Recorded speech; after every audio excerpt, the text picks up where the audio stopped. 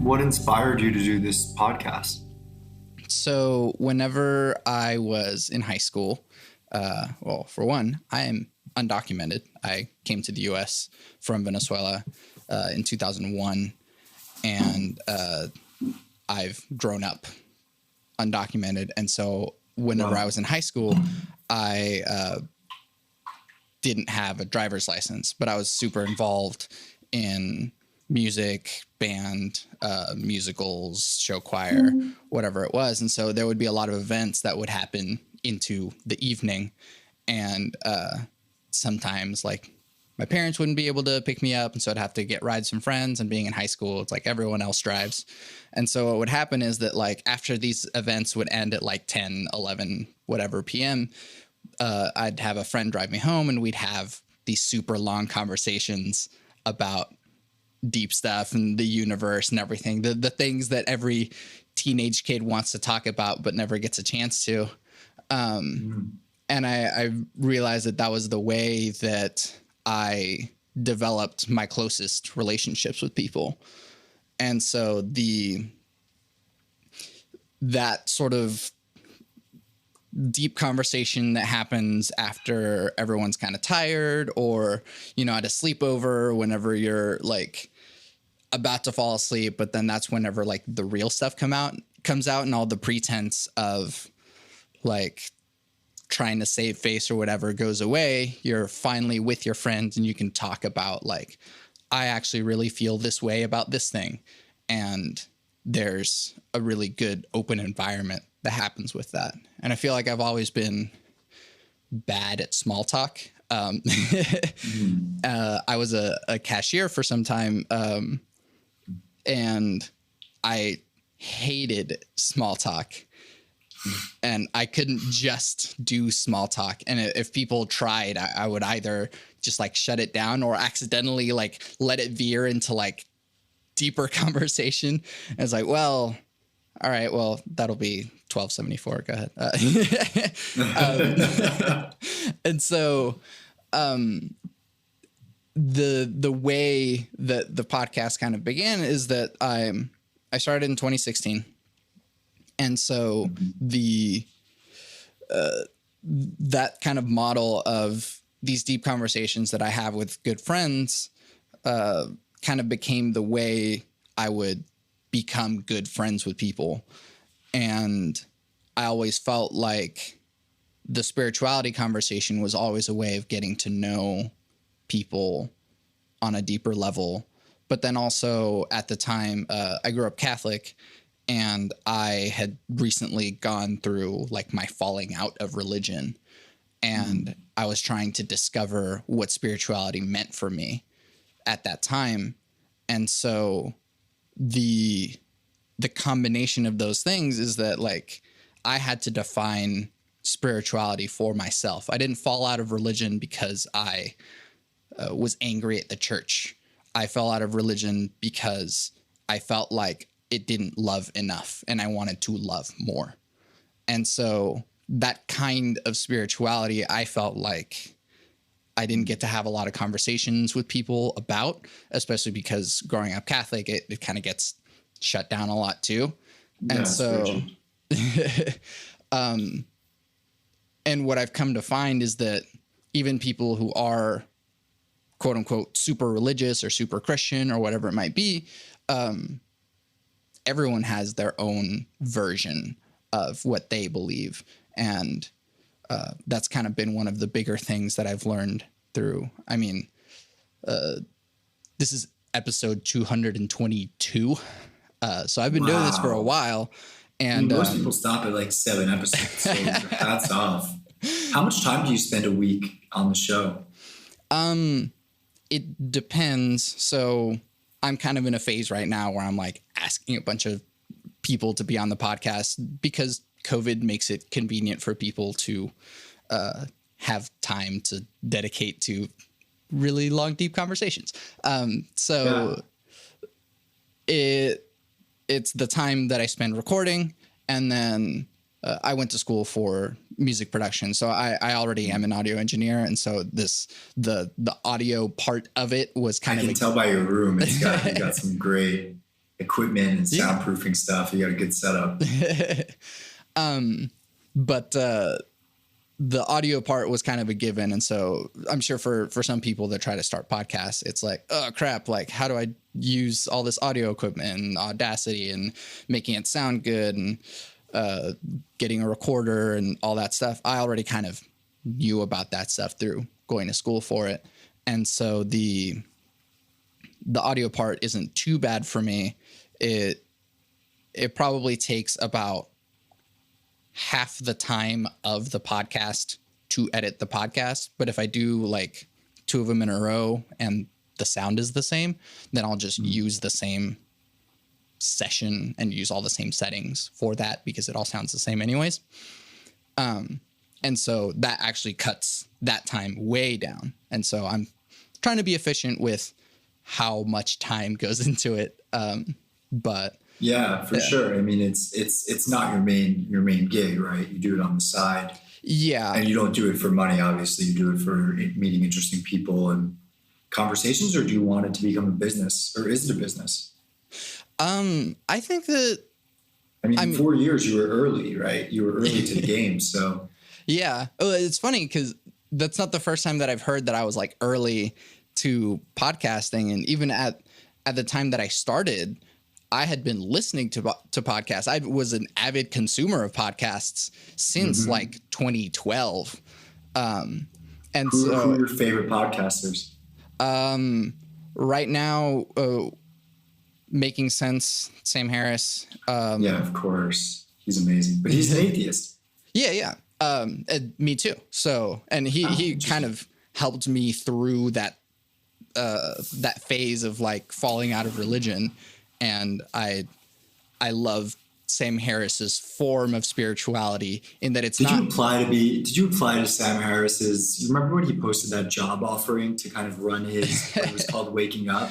Because I feel like I'm getting the feeling like I applied to that. Oh, really?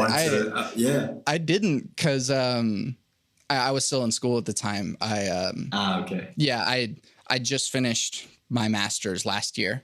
And so Congrats. Thank you. But what was your master's in? Music composition. And awesome. So it was very busy and I'm like, well, I could try, but like Sam Harris isn't one that has a small amount of things to do. So, yeah. Kind of having that side gig. Yeah. Where'd you grow up, by the way? Because you mentioned kind of driving around. So grew up in the burbs. Yeah. I mean, I live and have lived in Oklahoma City since 2001. And so kind of odd for a Venezuelan family to decide that Oklahoma is where they wanted to go. But yeah, like how'd that happen? My parents went to university here through like foreign exchange stuff because my uncle on my mom's side, or one of my uncles, had heard about foreign exchange schools in Oklahoma because he wanted to learn English and being a Spanish teacher. And for whatever reason, I think OU had a thing in Venezuela at the time, which was like, I don't know, like 70s or 80s. Before Venezuela became the thing that we know it as now. But yeah, I mean, I didn't know you were Venezuelan when I brought up the Venezuela Bitcoin example. Sure. Have you or your family had any experience kind of with Bitcoin in the context of Venezuela, or? No, I think the currency that they use in Venezuela right now is just dollars. No one uses bolívares, which is their currency. It's, I mean, like you said, people are using that stuff for fires because it's like, oh yeah, a loaf of bread will cost like $1 million. That's that. Yeah. And the inflation is so stupid that people I mean, you can call it black market, but it's just the market now, which is just like people just use dollars now because that's a currency that people use there. Well, that's why I think that the stable coin use case for crypto is super interesting for Venezuela because in fact, I think one of the creators of DAI, which is this DAI, which is this decentralized stable coin, is Venezuelan. because it's basically synthetic dollars, Right? Digital dollars. But there are stories of people crossing the border from Venezuela to Colombia to convert currency into Bitcoin. Yeah, There's like a whole local Bitcoin scene there. I'm sure, because I mean, people gotta try their best somehow. But the unfortunate part is that like money is not the only concern, and it's, you know, being killed by mercenaries or being bombed by your own government or whatever that might be. There's a lot of insane stuff going there, and I didn't grow up there, and so it's a little weird being kind of separate from the culture. I mean, I came here in 2001 whenever I was 6. So like I'm 24 now. And so I don't know Venezuela. I just kind of know the glimpses and the stories that like I hear from my family. And it sucks because there's a beautiful Venezuela somewhere in there. But I probably won't experience much of it in my lifetime, you know? You never know. Yeah. How do your parents feel about the current situation in the U.S.? Do they draw any parallels to what's happening in Venezuela or what's happened there, or not really? Yeah, they do. And there's an interesting thing that I'm kind of noticing is that they're quick to call out people who are communist leaning or whatever, or they're trying to dig up sort of, there's people trying to stir the pot that are like Venezuelan communist sympathizers that are like conspirators with Venezuela or whatever that might mean. And I feel like the narrative has become more anti-communism than it should be, as opposed to anti-authoritarianism. I feel like the communism and authoritarianism to a Venezuelan person that has lived through it, those two are one and the same.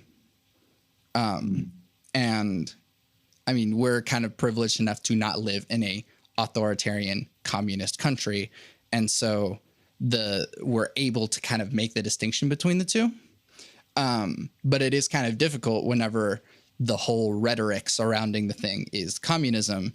And I mean, if you kind of, I guess, if I would dig down to my ideology, it would probably have some sort of communist, collectivist leaning sort of ideas. But I think that the outright condemning of communist ideas is not necessarily conducive to good conversation, because there's ideas to be had on all sides, but since it's communism, it equals bad. Yeah, it's interesting because like a commune, like a kibbutz in Israel, it works. I mean, we know that it works on a local kind of small level. We also know that on a national level, it doesn't work, or it hasn't worked in the past. Capitalism seems to have been the best system. The better system. There might be a best system out there that we haven't discovered yet. And I actually think the ability of digital currencies to facilitate resource allocation and decision makings to kind of get rid of the who watches a watchman problem of communism could be interesting. But sorry, go ahead. No, yeah. Oh, well, I think that a lot of the conversation seems to kind of still be revolving around the like pioneers of either one. And so it's like when we think of capitalism, we go all the way back to like Adam Smith and this sort of ideas of that, even though there's like new, more modern approaches to capitalism that do involve technology. And then the same thing, it's like, communism, go all the way back to Karl Marx. But like Karl Marx didn't have the things that we have today in order to create a sort of communism in the way that we have now, or that we could now. And so the potential that technology has for creating a different kind of world is something that maybe we should spend a little bit more time analyzing it. And I feel like people are, but it's like, it still seems like the conversation goes so much back to Marx and Adam Smith whenever it's like, there's new people talking about these things now and the way in which technology can influence these things now. And so in the same way that you've always been involved in technology, that's always been a very important thing to me. Even in music making, the technology has been a really important role of the way that I make music versus just acoustic instruments. What kind of music do you work on? So I'm a composer, producer, songwriter. So I have like all these different avenues. And so I think that, I mean, it's all still me, but like I said, my undergrad is in music production. And so I can do a lot of electronic music. I'm an audio engineer. I can do all that sort of stuff. But then also I'm a songwriter.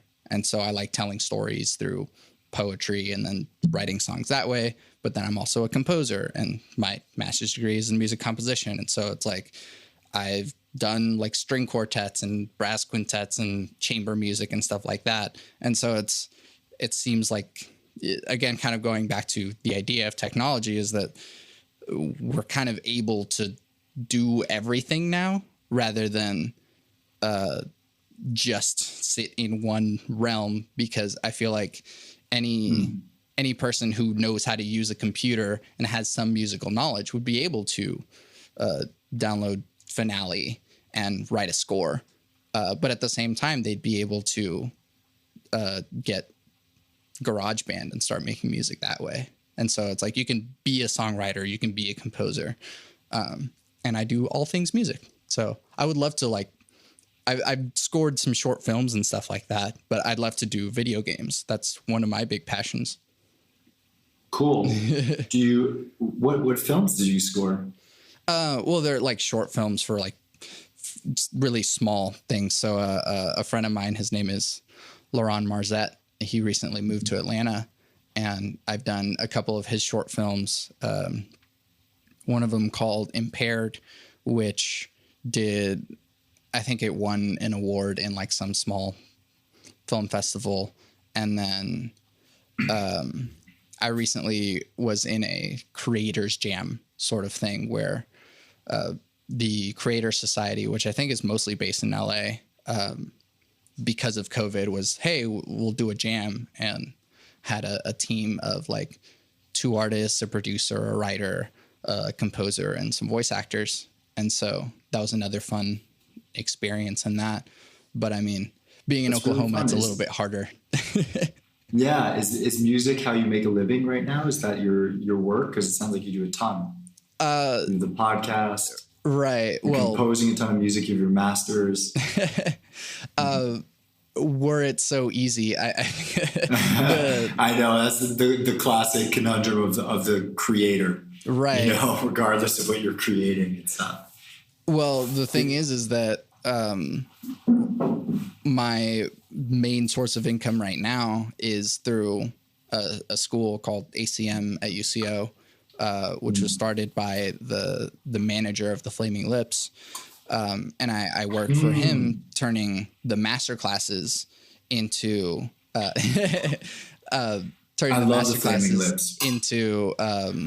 podcasts and videos and stuff like that. And so I do audio and video production for them.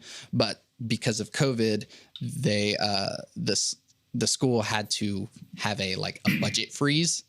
And so that job is going to go away soon. So it's like all sorts of musical creative things are grinding to a halt right now by universities. And so like, I don't have as many live gigs now. I don't have as many like live sound gigs. And so it's been tough for the audio music field. So I'm just trying side gigs. Yeah, man, I feel you. It's definitely hard times, right? Like 30+ million Americans without jobs. Yeah. And universities closed and things are just starting to reopen. But it's wild. It is interesting how large of an impact Like if you had told me that there'd be a global pandemic and you said which industries would get hit the hardest, it wouldn't have been I wouldn't have thought the creative class, but it seems like the creative class was hit partially the hardest, which is really bad because I think we need artists, especially in times like these, right, to really step up. And so many people are stepping up digitally, which is great. But it's interesting how that all played out. Yeah. I do have a question for you though, in that because of the nature of how we are separate now, and because of the nature of music being so social in its live form and you being so involved in festivals and stuff like that, is there a way of doing this thing in spite of it? Yeah, I mean, I think like what Travis Scott did on Fortnite, you know, like that's a great example of the power of technology to bring people together. Burning Man is doing a completely virtual Burning Man event this year. They had to cancel. You know, the organization's really struggling. I mean, even South by Southwest, which is one of the largest music festivals in the world, I think they're bankrupt unless they got government funds. I'm not sure they did. So those are challenging times, but Burning Man is moving entirely virtual. And so there's going to be some really brilliant people working on different kinds of experiences. I know that there's new software coming up like Crowdcast and Hopin, which are for, you know, creating kind of virtual conferences and gatherings. And I'm sure that that'll expand to the music space. And it certainly has for like the mental health practitioner in teletherapy or like the wellness practitioner online. But yeah, I think looking towards kind of like what my friend Tim Chang calls the Zoom economy, or the metaverse, you know, as a place for gathering is going to be great. And I also think we'll see, you know, with the manifestations and the protests in the US and all over the world, I think we're also witnessing a desire, you know, we are social animals and we need to come together. And so we'll see a resurgence of events. I think, you know, you'll see more testing being done, more contact tracing to make sure that there's not a flare up at large events. But I think large events will come back in person, sporting events and festivals. It probably just won't be until next year. Yeah. And I do feel like people are probably being a little bit more optimistic at the very beginning. It was like, oh yeah, the vaccine is like a year-ish out. And it's like, that's the minimum amount of time. Yeah. It's like, I don't, as optimistic as people are trying to open up states again. I mean, Oklahoma is one of the first states that tried to open it up. And I recently did a podcast with this female duo band in Baltimore called Outcalls. And they noticed that like, oh yeah, everyone is still kind of isolating and wearing masks and stuff in public. And I was like, whoa, that's really different from here, because Oklahoma is like, rather than occasionally seeing one person without a mask, it's actually the opposite. In Oklahoma, it's you occasionally see a person with a mask. And that's pretty terrifying. I'm in France right now, just kind of randomly by chance. And you know, I went out in Nice because they opened much earlier than the US. People are like on top of each other, not wearing masks in restaurants and stuff. So, you know, we'll see what happens as far as the second wave. It's just kind of a bummer that the whole world was shut down by governments, and then, you know, there really wasn't an effective plan put into place to monitor future outbreaks, to shore up the ICUs and hospital beds, specifically in the US, you know, and now everyone's just kind of piecemeal getting back out. And if there is a resurgence, it's like, if you don't shut down again, then you're not honoring the work that you did before to stop the curve. But at the same time, we do have more data and information that shows maybe the mortality rate is lower than we thought. And you have to watch the ICUs and hospital beds, but it just feels like there was a really poor job of governance in this situation. And now it's like, if we get a second wave, that's much bigger. Was it all worth nothing to just put 30 million people out of work. And many people might not get those jobs back. So it's strange, definitely strange times. Yeah. Is there a way? Because I mean, you watched what happened with 2008, but that was more of a like numbers economic game. This is kind of a physical game that affects the numbers economic thing. Yeah. Is there a way of like, how did we come back from 2008 and how do we kind of come back from this? Well, I think you'll see continued stimulus from the government, particularly if markets start to react, which I think is kind of absurd if you think about it. It's like the stock market goes down, and so the stock market is really like it's a projector of future economic outcomes. So I guess that makes sense. But, the stock market goes down, a ton of capital is pumped into the system, but like 20, 30 million people lose jobs and the stock market's ripping upwards while that's happening. This might, some people on the optimistic side are starting to see a bounce back in turnover of inventory of cars and car sales, starting to see, jobless claims decrease, restaurants opening.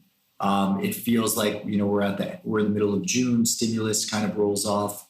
At the end of June, I think we'll see another stimulus program for small business to continue to support for another 3 months. I think there's going to be people are going to have a hard time making the case against universal basic income. That'll keep happening. The $1,200 checks that people got sent, I think there'll be more of that, continued increase in unemployment benefits to help get unemployed people through this. I would personally love to see some kind of jobs program where actually like we're doing things that are positive ROI for the country and the world, building kind of more green energy sources, high-speed rail in the United States, fixing our kind of city infrastructure, supporting small sustainable farms. There's so much that, that we can do to make this an opportunity to improve, which would be great. But, a lot of people are confused by the markets and the economy. They're super negative on it. I do speak to optimists, and the optimists say this might be the shortest recession ever, with the greatest amount of concerted effort from politicians and central bankers across the world to make a huge push for economic support really fast. I mean, unprecedented $2 trillion fiscal stimulus that happened within a week. That's about as effective as it gets in a democratic society. And so, so if the economy does start to come back to normal as it is here, it might be short-lived. That's the like optimistic stance on this. Even if we have a second wave, if the ICUs and hospitals are not overwhelmed, then we'll be okay. And viruses and these things are a reality of life, which is sad to say. But I wasn't a flu bro in the beginning. I was like, oh, it's just the flu. But as I look at the data and the numbers that come in, and you see more cases rise, but the mortality rate across different cohorts is probably closer to like 0.2 versus 0.1 for the flu, then you're like, okay, fewer people die from this than we thought as a result of contracting the virus. So as the biggest threat has been hospital overwhelm. So as long as we can avoid that, then we can keep the economy open. Plus you have to factor in, it's kind of this that's why economics is the dismal science, because you have to factor in all of the lost life. There's this quote in The Big Short that Brad Pitt says, for every 40,000 Americans unemployed, for every 1% increase in unemployment, 40,000 Americans die or something like that. And so, we do have to worry about the mental health of citizens. We have to worry about people dying. We have to worry about people out of work, being able to sustain themselves and their families, kids not going to school for a couple of, for half a year to a year. What does that do to them and their development? There's all these other consequences that we need to consider in addition to the loss of life. So I don't envy policymakers. I just wish that we had taken the opportunity over 3 months to really shore up our ICUs and hospitals, to put in place better tracing and testing capabilities. And I don't think that we have. So we'll see. Yeah. I mean, I'm it's not kind of epidemiologist. right. I mean, you can't even pronounce it. Epidemiologist, I believe. Epidemiologist. I'm just an armchair, everything. I mean, you do have some experience in this thing, so at least in the economic side. The economic side for sure. But it is interesting though that a lot of the stuff that you mentioned that would kind of benefit and help us come back from this is a lot of the stuff that people have kind of been trying to fight for a while anyways. And so it's like, yeah, if we have this kind of infrastructure, if we have these things in place, if we allow, if we support small businesses, if we do all these kinds of things, these are things that people have been talking about for a long time. And then finally it's like the solution has still been the same. We just need to do it faster now. Yeah, for sure. I mean, I think that's why like a lot of people who think about climate change saw this as an opportunity to accelerate that narrative and move towards better technology. I don't know where I stand on universal basic income. I mean, I come from a place actually, like you said, you lean more communist. I came from more of like a free market libertarian stance, small government, smaller intervention, governments create inefficiencies and whatnot. And I've slowly moved closer to the spectrum of like the center. I think both the political right and the political left just value larger government just in different ways and more government power. Like Trump has exceptional power because Obama didn't get rid of any of the exceptional powers that Bush granted himself in kind of after post 9/11, right? Obama continued that policy and then Trump. And so the consistency across both parties is a desire for increased power. And I don't know, I don't know how that shakes out. From an economic standpoint, the idea of universal basic income, I used to be adamantly against it because my thought was, going back to my first business, that if you just give everybody money, then the price of goods will rise. So if I give every individual, $10 extra a month, then the price of coffee will go up, 50 cents across the board, because there will be more demand, which will increase the price for the same supply of goods. That's fundamental economics. Now, I'm not so sure about that because there's so much slack in the economy that's created through technologically driven deflation. Technology is inherently a deflationary structure. It destroys value in a weird way. It creates a ton of value, but it destroys a lot of other value. And so, by making costs a lot lower, for example, Amazon makes the cost of buying everything so much lower, but that also, kills stores, lowers the wages across the board, et cetera. And so, UBI can reinflate the economy. And I'd much rather have universal basic income than giving money directly to corporations whose executives paid themselves tens of millions of dollars over the last 5 years, unprecedented stock buybacks going into hedge fund managers' pockets. UBI is a way to get money directly to the people. I think that's a much better way to stim the economy than, supporting zombie companies that shouldn't exist, whose executives did a poor job of capital management. Anyways, that was a lot. This was supposed to be the conversation part. No, it's all good. But you know much more on that end than I do, which is why I asked, because I'm a musician. Yeah, man. You're much more than a musician, though. You're a polymath, it seems. Cool. Well, I guess we can wrap it up there. Thank you so much for doing this with me. It's been really great to have all your wisdom and all of the variety of things that you spoke on and we both spoke on. So, I mean, it's been an honor. So plug your stuff. Likewise, Santiago. Thank you. I really appreciate it. I'm so happy you reached out. It's been fun, man. And I look forward to listening to other episodes of the podcast, and congratulations on doing 200 plus episodes. That's like, thanks. I know how much work goes into this. For those of you listening, it's like, it seems easy, but it's a lot of work and heart. Plugging my stuff, thelookuppodcast.com. You can check out my show. You can subscribe to my newsletter. It's Look Up on Substack. I don't think it's connected to the website yet, but it will be soon. Episodes are available on iTunes. Look up the Look Up podcast with Marc Weinstein. Available on Spotify, anywhere that podcasts are available.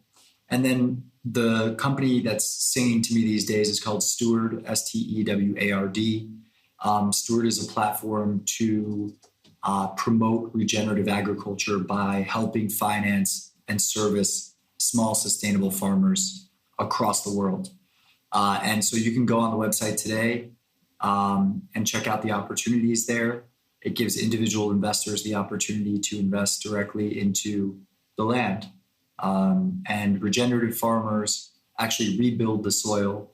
And soil is one of the best technologies to sequester carbon from the atmosphere. So they're a net carbon sink versus most agriculture, which is polluting a lot of carbon into the air. So check out Steward and learn more about regenerative ag. You can find everything that I do on my website, SantiagoRamones.com. I make music. Bloom is available now, streaming everywhere. Put it on in the background, put it on your workout playlist, show it to your friends so you can all enjoy it together. You can also buy the thing and get bonus content to get a bit deep into the emotions you can feel with it. I also make music with Power Cycle, an experimental electronic trio. Our first completely improvised album, Too Many Damn Cables, is streaming everywhere. More to come from Power Cycle in the future. To support this podcast, leave reviews, comments, tell your friends about it, and buy my music, because by supporting me, you're supporting the podcast. I always end the podcast with my 3 things. They shape my life philosophy. Those 3 things are: love never fails, it's going to be okay, I might be wrong.